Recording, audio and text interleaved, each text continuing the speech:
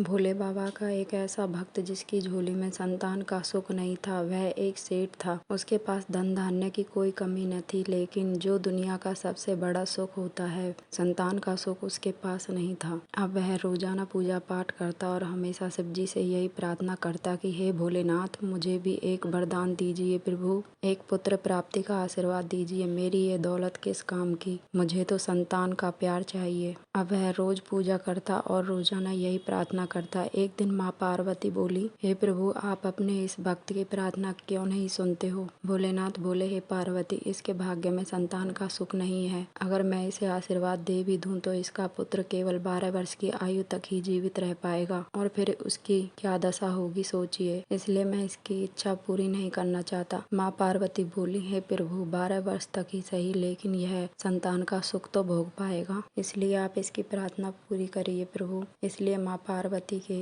बार बार कहने पर भोलेनाथ ने उस सेठ की प्रार्थना पूरी करी। एक रात भोलेनाथ ने उस सेठ को सपने में दर्शन दिए और कहा, मैंने तुम्हारी प्रार्थना सुन ली है वत्स, तुम्हें जल्द ही संतान प्राप्ति का अशुभ समाचार सुनने को मिलेगा, लेकिन तुम्हारा पुत्र केवल 12 वर्ष की आयु तक ही जीवित रह पाएगा। अब सेठ यह बात सुनकर ना तो खुश हुआ और ना ही दुखी हुआ। उसे समझ ही नहीं आ रहा था कि वह क्या करे। अब झट से उसकी आंखें खुली और वह सोचने लगा कि अरे, यह तो एक सपना था, इसमें डरने की कोई बात नहीं है। अब कुछ दिनों बाद उसको यह समाचार मिला कि सेठानी गर्भवती है। वह बहुत खुश हुआ। उसने हवन पूजन किया और गरीबों में धन बांटा। अब अचानक उसे यह बात याद आई कि क्या सपने में मैंने जो देखा था वह सच होने जा रहा है। कुछ महीनों बाद सेठानी ने एक प्यारे से पुत्र को जन्म दिया। अब तो सेठ को पूरा यकीन हो गया, उसका पुत्र केवल 12 वर्ष तक ही जीवित रह पाएगा। वह सेठानी को पूरी बात बताना चाहता था, लेकिन नहीं बता पाया। उसने सोचा कि अभी ठीक समय नहीं है यह बात बताने के लिए, सेठानी बर्दाश्त नहीं कर पाएगी। अब धीरे धीरे पुत्र बड़ा होता गया। एक दिन वह 11 वर्ष का हो गया। अब सेठानी बोली, सेठ जी, हमें हमारे पुत्र का विवाह कर देना चाहिए। लेकिन सेठ जी हल्का सा मुस्कुराए और बोले, अरे सेठानी, अभी तो हमारे पुत्र को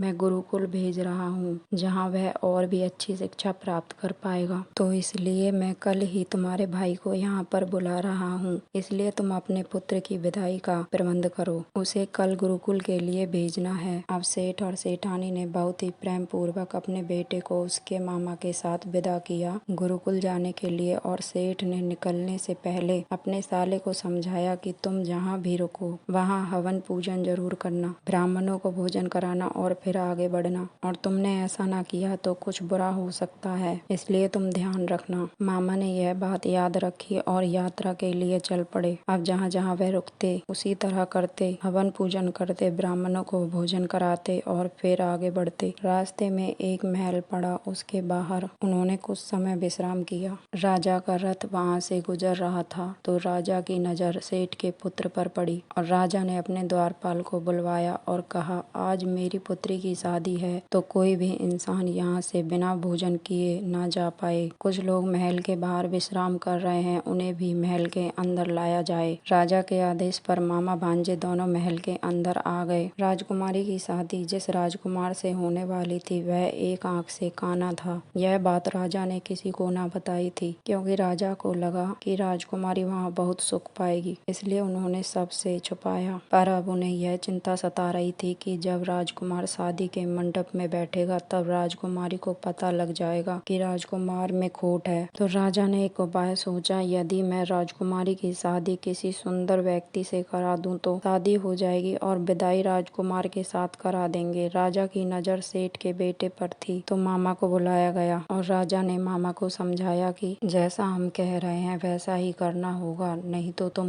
मामा भांजे के प्राण ले लिए जाएंगे। अब इस डर से मामा ने भांजे को समझाया और दूल्हा बनाकर विवाह मंडप में भेज दिया। फेरे होते समय किसी भी तरह से सेठ के लड़के ने सारी बात राजकुमारी को बता दी और राजकुमारी ने समझदारी दिखाई। वह कुछ समय तक चुप रही। जब मामा भांजे वहाँ से चले गए तब राजकुमारी ने विदा होने से मना कर दिया और कहा, पिताजी, अब वही मेरे लिए पति परमेश्वर परमेश्वर हैं जिनके साथ मैंने 7 फेरे लिए हैं। अगर आपने मुझे जबरदस्ती विदा किया तो मैं अपने प्राण त्याग दूंगी। राजा अपनी बेटी से बहुत प्रेम करते थे, इसलिए उन्होंने राजकुमारी की बारात को वापस भेज दिया और अपने गुप्तचरों को आदेश दिया कि उन मामा भांजे को ढूंढकर हमारे पास लाया जाए। अब मामा भांजे रास्ते में रुके विश्राम करने के लिए। वहाँ मामा ने उसी तरह से हवन पूजन किया और ब्राह्मणों को भोजन करा ही रहे थे कि उन्हें ज्ञात हुआ काफी देर हो गई है, लेकिन पुत्र कुटिया से बाहर क्यों नहीं आया। उन्होंने समीप जाकर देखा तो पता चला कि पुत्र के प्राण निकल गए हैं। तो वह